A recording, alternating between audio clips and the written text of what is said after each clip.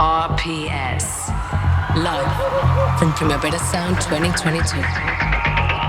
Proudly presented by Cupra. Hello and welcome once again to Radio Primavera Sound. It's day 11, would you believe it, of Primavera Sound 2022.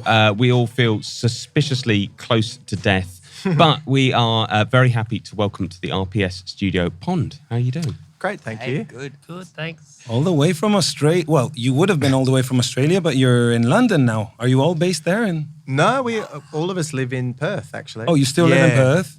Nick and I lived in London at separate times before in the last 10 years. But we're all back in, Fremantle. It's like the port town of Perth. Yeah, because for some, then you did fly all the way from Australia. It's great. Which we sure did. Yeah, it's a long way. To be at Primavera.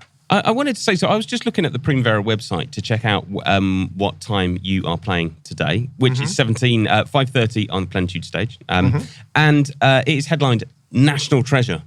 Are you a national treasure? Did we supply that copy, or did the festival write that up? Your manager was very, very strict about it. Yeah. I think if you go on it about it enough, you can trick people into thinking that you are back home. You know, we just say that enough times in press releases, and then everyone's like, I guess they are. That's amazing. I'm so proud. I don't know. I don't think that was from a us. national treasure. I hope not. But had you ever, like, you know how nowadays, because being on a lineup of a festival, it means prestige when you're sharing a bill with legendary acts or acts younger that are upcoming or whatever. And then, like, you get all these sort of Gen Z bands, like, using low caps or all in big caps or using emojis in their name to stand out. Or doing things like adding things like National Treasure and stuff like that. Have you considered these kind of things as career moves and also out of a sense of humor, like to have a laugh? Like, why don't we just sort of say Pond, bringing the excellent multicolor experience or that kind of thing? The National Treasure is definitely not from us. Yeah, that wasn't from us. We used to capitalize Pond because when we started, there were these German bands we liked, like Can and Neu and stuff, and they were short band names that were all capitalized. But yeah, I think partly people write stuff like that when you start getting older. You know what I mean? It's like a nice way of saying these guys have been around for a while. Yeah. And they're getting old. So with This like, guy's a national treasure. Yeah. What a legend. He sure is. Well, I mean, 9 albums in, that's quite a career already. I mean, you could just sort of retire and you already leave a body of work that is very considerable and influential. Oh, that's very kind. It wasn't a question. It was just a nice little. oh my! But Ben, you were going to say something. I was going to ask because you brought up Can, who are a band I absolutely love, and they were particularly an influence on the latest album, right? Yeah, I guess we sort of did like we sort of copied their like work process with like the idea that we could just stuff around for a while in a studio, making like god awful noise for 2 days, and then snip and mosaic it into something palatable, like Can. I mean, do you really enjoy jamming together, and then do you enjoy the editing? Well, we hadn't done it for ages properly, And we still only did it for about a day or two. Yeah, so in like over the course of many years, we've done it for 2 days, and it was great fun. It was amazing. All we needed was if you played for half an hour, like making stuff up for half an hour. We were looking for like 1 or 2 or 4 bar moments. You know what I mean? That we could sample from ourselves. That was the initial process of this album. But it does make like music that you could never write. Which I always wondered about when I was listening to Can after 15 minutes of one song, thinking, how the fuck did they write this? And it's like, because they didn't. And when we did all the stuffing around, you sort of hear those little moments where it's like, wow, this is really weird and sort of uncomposable. So you said you'd find like the 2 bars or the 4 bars or whatever. Was it always obvious to you what those 2 or 4 bars would be? Would you be playing and then you like look at each other and be like, yeah, this is it? Or would it be like, someone would be like, yeah, I really like those 2 bars. Someone else would be like, no, it's those 2. Or... I think listening back where you would just play it and then sort of pipe up when you were like, that was pretty cool for a few seconds, and then it goes back to being fairly unremarkable. You know, so we write down that it was 13 minutes 21 in or something. There was something like interesting and cool sounding. Was it in Copenhagen maybe in that free province? You know, where the police Christiania. weren't allowed to go. Yes, we were listening to it. We were playing there and going through it. It just felt cool. You know, listening to it in different situations, and I remember that. Yeah. it was definitely felt good. I liked listening to large swathes of those things. I thought it was really fun, but we ended up just taking little bits of it. Maybe one day. But I think 90. Sorry, the director's cut. Some things don't need to be heard. Yeah, nah. Put them in the bin where they belong. Does this band work as a democracy, or how do you make creative decisions, and how do you balance an argument? It's a democracy, and then every now and then, in terms of songwriting and mixing and everything, artwork, everything. But every now and then someone feels particularly passionate about a song or an idea, or usually their own song or idea, and that will go on. Like, so there's some songs that are more kind of solo-y songs. Yeah. But in general, it's very hard to get something on that everyone else isn't quite excited by. Yeah. Because there's no point, and we make our own records as well in our own time. Mm-hmm. So it's also not that much fun doing something if you're the only one that thinks it's great, Yeah. It's much more fun if everyone's hyped up by the idea. I think, Nick, it was, you said that when you were recording the album, you were feeling a kind of aggression, which isn't something I would necessarily associate with your music. How did that? Do you get rid of your aggression through music? Do you think it feels kind of aggressive, or? Nah, not really. But I think I can't remember. I can't remember why I was feeling that. Feeling frustrated for some shit happening. But I was listening to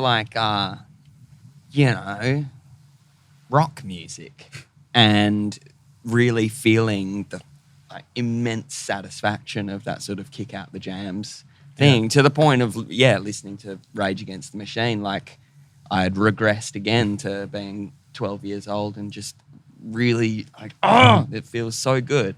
And so I think they're just some songs, they're a bit more like dumb foot through wall type of things, which I really, really enjoyed and still enjoy. Have you ever considered that, making a darker Pond album between the lot of you, like saying, why don't we do an aggressive Pond doing the closest thing to Napalm Death that Pond could do? Well, we really wanted to do Coke album. Sabbath.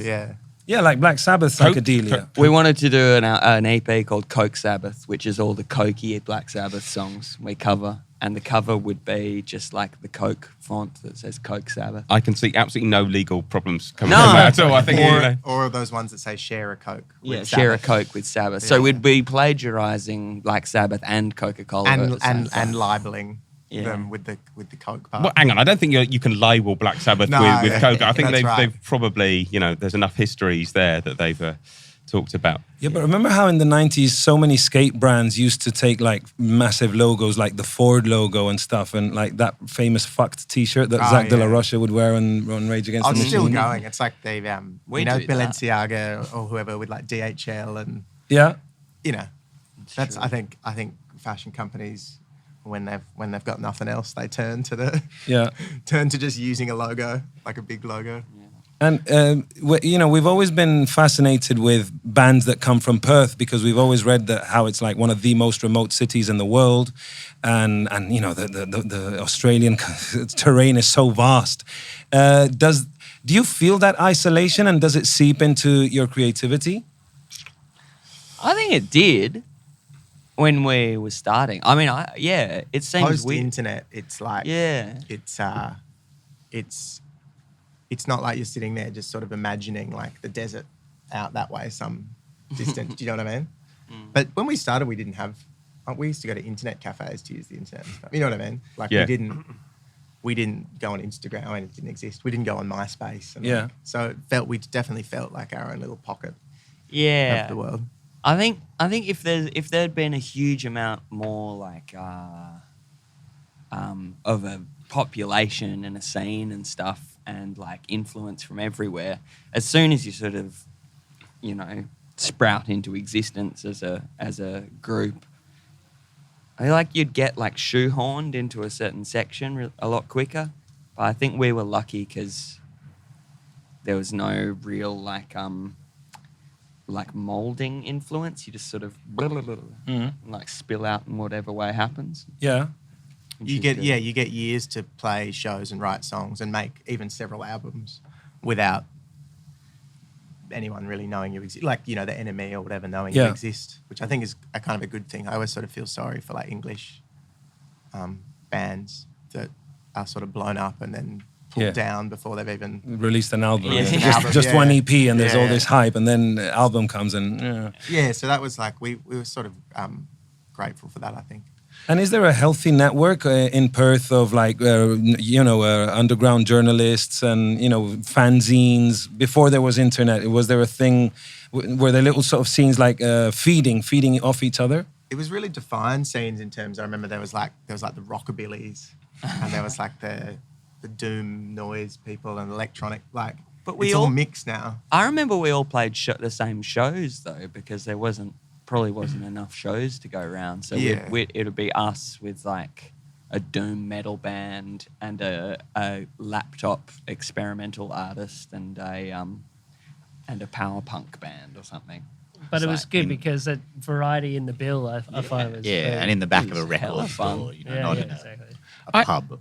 I had a friend from Perth, and she always said that it was the epicenter of drum and bass in Australia as well. Well, Pendulum. Yeah.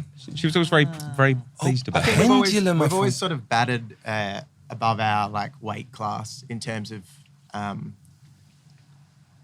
like bands getting recognised outside of Perth. You know, like even back in the day, every couple of years, it'd be like Triffids or Sleepy Jackson or like Sleepy Jackson. Damn it! Luke Steele is from Perth. Mm-hmm. Yeah, Luke Steele's from Perth. You know, so they like so. I guess there's a strong, not even scene, but like, you know, there was precedence to believe in. Yeah. Do you know what I mean? That you could get out there. Yeah, totally. By the way, do you have a creative relation with Luke Steele? Does he hang out around? I met him years ago. He's a great guy. He commented on our Instagram the other day. I gave him a love heart back. Yeah. We grew up obsessed with Sleepy Jackson. Sleepy Jackson. That album is so underrated. I mean, he was rated. He was critically applauded, you know, at the time, and especially with that last album he did, which had an endless title. Yeah. I can't remember, but you know, and obviously Empire of the Sun. Personality. Wow. I didn't. In doing some research, though, I found out something I didn't know before. There's an independence movement in Western Australia. yeah. Oh, to separate. You'll get very well over here. That's what it's bloody called. It's serious. I think I'm into it now after hearing that. Yeah, it's good. There's a band called Dennis Cometti, a punk band in Perth, and they had a song called Wags It, and everyone thought it was really funny and political and hilarious. And then I started seeing actual signs. People genuinely believe in it. It's like, no way. This can't be real. I don't think it's a very good idea. It's As someone who's lived through Brexit, can I just tell you, just don't. Whatever. Don't go there. Do not go there. Whatever. I don't know how much traveling visas. So much time spent on traveling visas. It's just pointless. And paying for things that it's like, why? It would be a massive bummer having to get a visa to go to bloody Adelaide or something. Don't get us wrong, we like to think we're a lot better than the people who live in Sydney and Melbourne, but we still need them, you know. But on the new album, you sing about gentrification in Perth or Fremantle or both, sort of, particularly like America's Cup. Yeah. Could you tell us about that? I mean, I don't know. It's hard to say. I don't really have any sort of, I don't think I know anything about gentrification or whether it's a good thing or a bad thing because, like, I don't know, I'm I'm not smart like that or something. But I don't know. It's more just observational.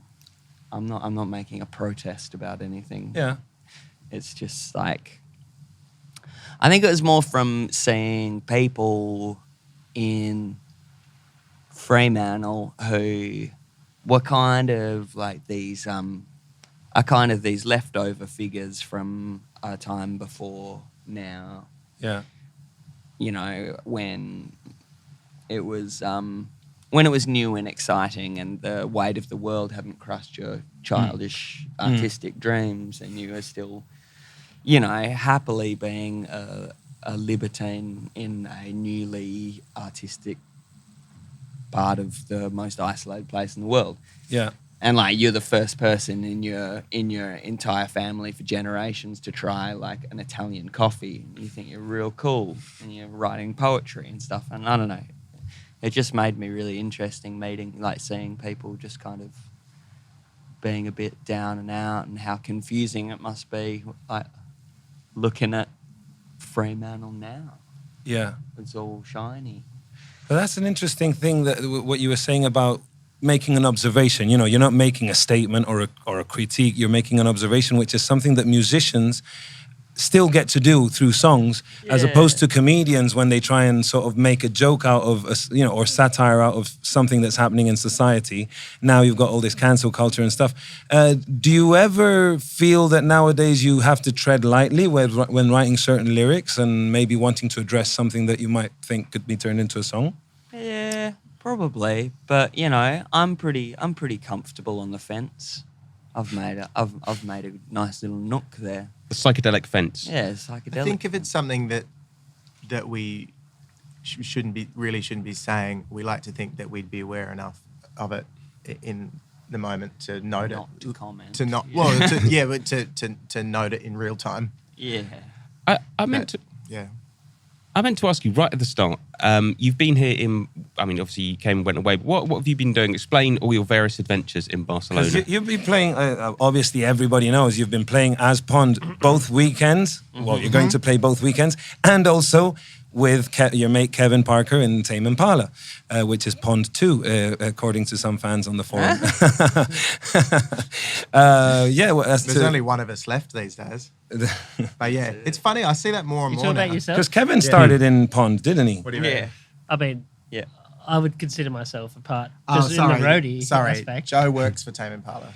Sorry. Very and hard. he works a lot harder than I do No, playing no, keyboards. I I thought that's what you meant. Sorry, like because I see online all the time that it's like Pond's the backing band. Oh, I Like see. people who haven't gone that deep into it, it's like Kev, and then there's the four guys behind him are Pond. Yeah. It's quite a common Right, okay, yeah. theory. I don't have Reddish or whatever. Just don't. All I don't plan to. the Tame Impala confetti got all over my keyboards the other night, and I was looking for Joe to come on with the leaf blower. No, he's got a full industrial leaf blower. I've got two, I couldn't actually, find him. yeah. I was like, where's And it's for the confetti moment and the keyboards 'cause getting in all the because little... you can't play if it's when it's coated in confetti. I Like also, your hands slip off and you can't see the knobs. And stuff. Sometimes at the end of the show, people just keep yelling, set list, and it's just so annoying. So I have like 20 in this tool belt that I strap on to my waist and Dummy run out ones? with it. You're And- an Real Those ones or dummies? dummy ones? No, set list, actual ones, and I shoot them out. I roll them the up. leaf Oh, the leaf blower. Yeah, Oh, so just shoot them out into the crowd. Oh my God. People love Has it. someone Don't created they? a fan profile just for you? I'm sure there's a couple. Oh, there'd be plenty. Yeah, there's always that kind of thing. But anyway, Shiny Joe rocks hard.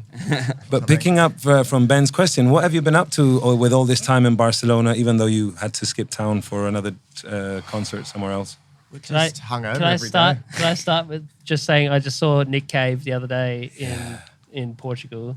I was Yeah. like 3 feet away from him. It was so sick. Yeah, you were so starstruck, weren't you? Oh man, he's amazing. I'd never Oh, seen the not band not sing. actual backstage, like in the city or at the hotel? No, like I saw the show they played before Tame. Yeah. So it was like, I saw yeah. him at the hotel. I bet you did. I heard Warren Ellis was eating Julian sent me a message saying Warren Ellis is eating oysters at 8 a.m. in Crocs.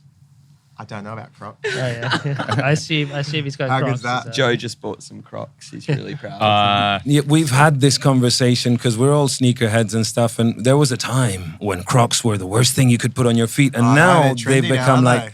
I saw it in Japan. Like, you know how young kids who work in offices. They're always ahead of the game. Yeah. They have the Crocs for when they're at the office because they have to spend like 14 hours at the desk until the boss says, now we go to drink together, and you have to come, and then they put their hard, stiff shoes back on. But yeah, Crocs. It must be good for touring, especially when you're on flights and stuff. Well, yeah, that 16+ hour flight from here to Perth, West Australia, your feet do swell up. Yeah. You've always worn like boots and stuff on planes. Yeah, but they're loose-fitting boots. You know? Steel cap. That's boots, why I he's so excited about the reckon. Crocs. Okay. Yeah, he sort of Massive skipped change. the entire world of sneakers and gone from steel caps. I boots just don't to like Crocs. laces. I don't like laces. I'm not a lace That's man. fair enough. You're not a lace man. Um, What about slip-ons, like the sort of surfer Yeah, shoes, skate yeah. shoes? I can't afford them. No, come on, but they've got like the sort of low-key than versions. But we might set up a GoFundMe for Joe's slip-on sneakers. Yeah, put this on the Joe fan page. I hope you're all noting this. You could exchange set lists for Crocs. Oh no, they're free. For whoever grabs them, that's not my prerogative, man. That's the airflow. That's the leaf blower. yeah, but you're missing out on some an entrepreneurial opportunity, because now with this whole NFT culture, you could sort of watermark each set list with all of your signatures and put a number on it, and then give it that kind of value, and so Well, the fans can actually- We got claim in it it. for the money, man. We got in it for the leaf blowing. all the pond set lists have our name on them, so that's a little bit of a personal vibe. Personal if- touch. when we throw them out. At the end of the pond set, Yeah. it's got like Yeah. Shiny, Jay, Nick, Terry. Nick, I wanted to ask you a London question, if I may, because you recently, or maybe an interview I read recently, you were talking about one of my favourite things in London, which is the Crystal Palace dinosaurs. Oh yeah. Did you live in Crystal Palace? Nah, What a great name for a place. it's Crystal so Palace. good, isn't it? What do you like about the dinosaurs? Is that a Well, team? No. Is that a team? It's a bunch of like concrete dinosaurs in this park. And they're quite old, hey. They're from like I the think they're Victorian yeah. era. Yeah. But it's just like a Jurassic Park sort of thing, except built in the Victorian era. And they're why do I like them? I like them because they look really like dramatic and probably like really inaccurate. Yeah. I was going to say, sorry, this has really got nothing to do with the music interview. When did humans figure out about dinosaurs? Well, this I is thought it was later. It would be wouldn't- later than that. No, This it was wouldn't like the have very been- first thing. That's why it's kind of interesting, okay. because they're like, well, I reckon they look like this and made it look a bit like an elephant or something. Yeah, and like, people yeah. now are like, nah. And they're I mean, they're pretty good, but they look quite funny, and they're like doing really like really hilarious, Like gargoyles. hilarious poses, and like and they're sort of scattered by the stream, like affecting like sipping on the water and stuff like that.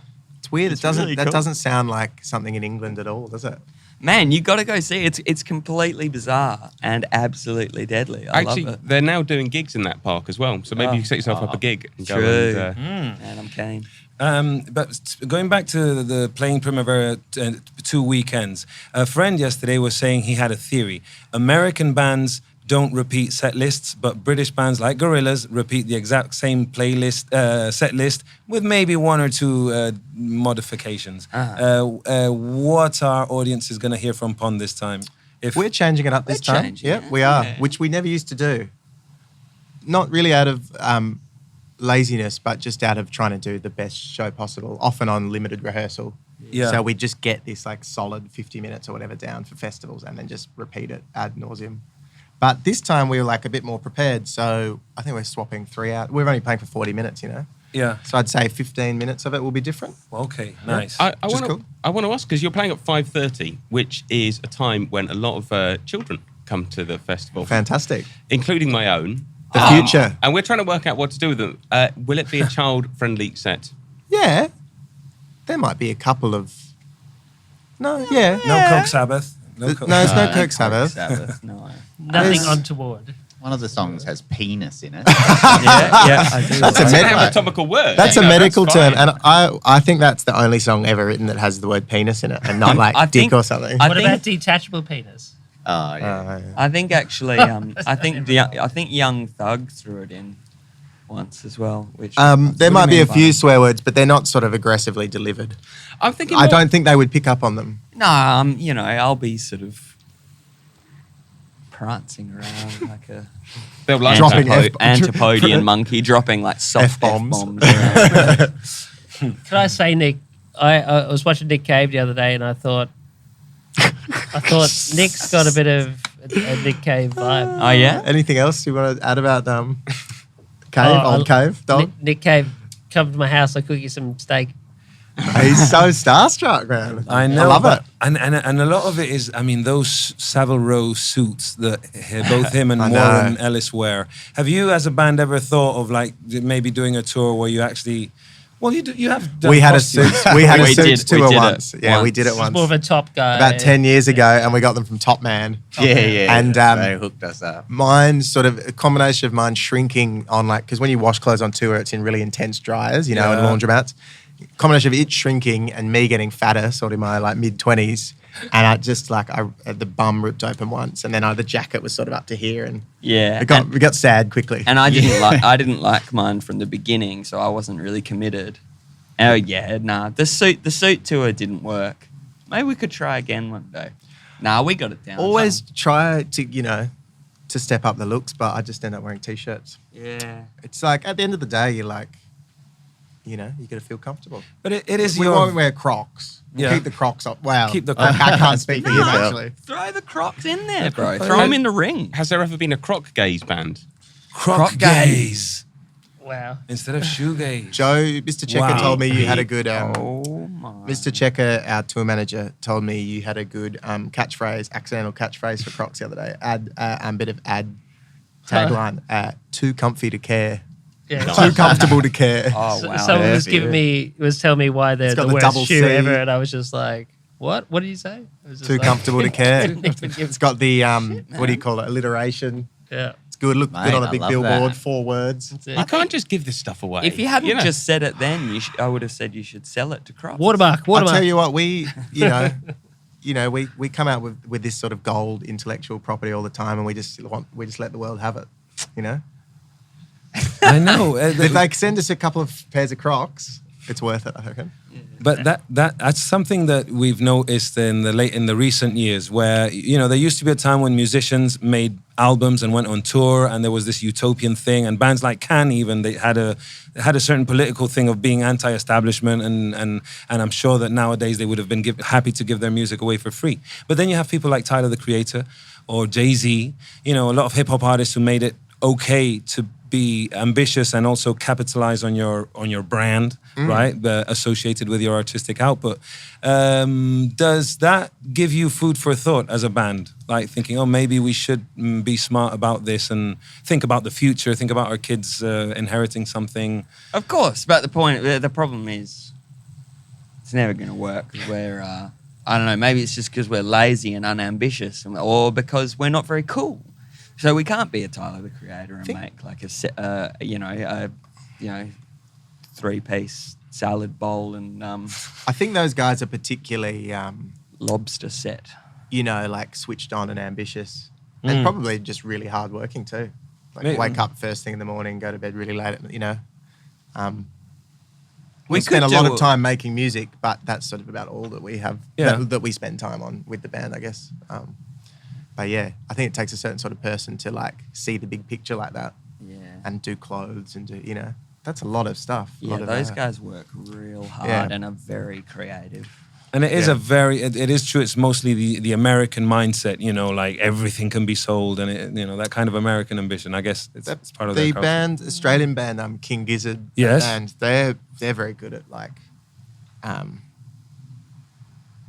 their whole thing. I don't know how to explain it. Brand sounds The cynical, but world. you know what I Yeah. mean. The world of King Gizzard. They made a Yeah. universe like It's the it. Dead or something. Yeah, that's it. like- Yeah. Well, it's like a fantasy book series, where there's repeating characters and motifs, and I think our world is just trying to get up there and play the just 40 trying to minutes as drag best as we yourself on can. there and get through it without making a fool of yourself. Throwing up. Throwing up. But also from your experience playing in Tame Impala, which is obviously one of the biggest bands in the world in the festival circuit, and not only that, like it's like a musician's band. Like so many, especially hip hop artists, love sampling Tame Impala loops and beats, and the texture of the drum pads and stuff. But also there's that part behind the scenes where I imagine very important talent agencies and management teams and endorsement companies and stuff are do you witness that? Do you see what Kevin has to deal with, and do you ever think like, oh damn it, it's not that hard if you plan or you trust people with your legacy?